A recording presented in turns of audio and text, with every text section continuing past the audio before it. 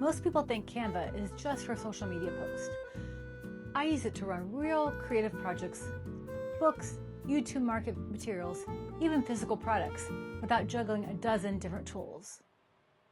If you're trying to keep your ideas organized and actually get things finished, I'll show you how Canva fits into my real workflow. And then I'll walk you through one concrete example so you can see how it works in practice. Hi, I'm Dawn, and this is Blossom and Stitch Studio, where ideas bloom, creativity comes together, and modern creators grow. For me, Canva isn't just a design tool. It's where I think visually, test ideas, and keep projects connected, especially when I'm juggling a lot of different creative work at once. I don't use everything in Canva. I just stick to the parts that actually support how I work. I use Canva for all my YouTube visuals, thumbnails, branding, covers, so everything stays cohesive and recognizable. I also use Canva for book-related work, covers, interior pages, coloring books, activity packs, author materials. Even when something doesn't end in Canva, I usually start there so I can see the whole project visually before committing.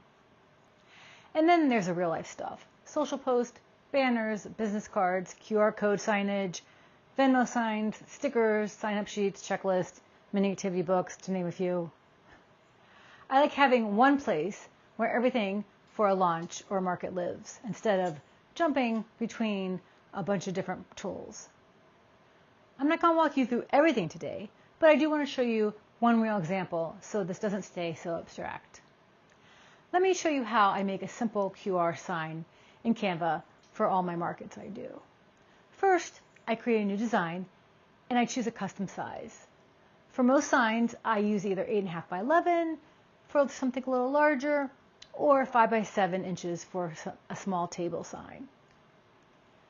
I choose a size based on where the sign will be used. Next, I set up a very simple layout. I add a headline at the top, something clear like scan to learn more or follow Pickles here. I leave plenty of space and think about readability from a distance. Then I add the QR code. I go to Apps, choose QR code, and paste in the link, whether that's a website, an email sign-up, or Venmo. And of course, be sure to test it.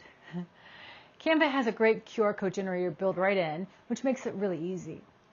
After that, I adjust spacing and hierarchy. I center everything, make sure the QR code is large enough to scan easily, and sometimes add a small logo or brand element. I'm not trying to over-design this. Clear always beats clever.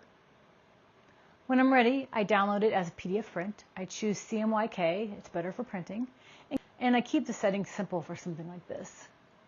Once you build something like this, you can reuse the same structure for many things: signs, checklists, flyers, cards. That's why Canva works for me. I'm not starting from scratch every time, and I'm not losing momentum. Canva keeps adding new features, but I don't use everything. I stick with what actually supports my workflow and helps projects move forward. For me, Canva isn't about making things perfect. It's about helping ideas move forward without feeling overwhelmed. If you want me to go a little deeper, let me know what you would actually be most useful: printing from Canva, book interiors, or full market prep. Until next time.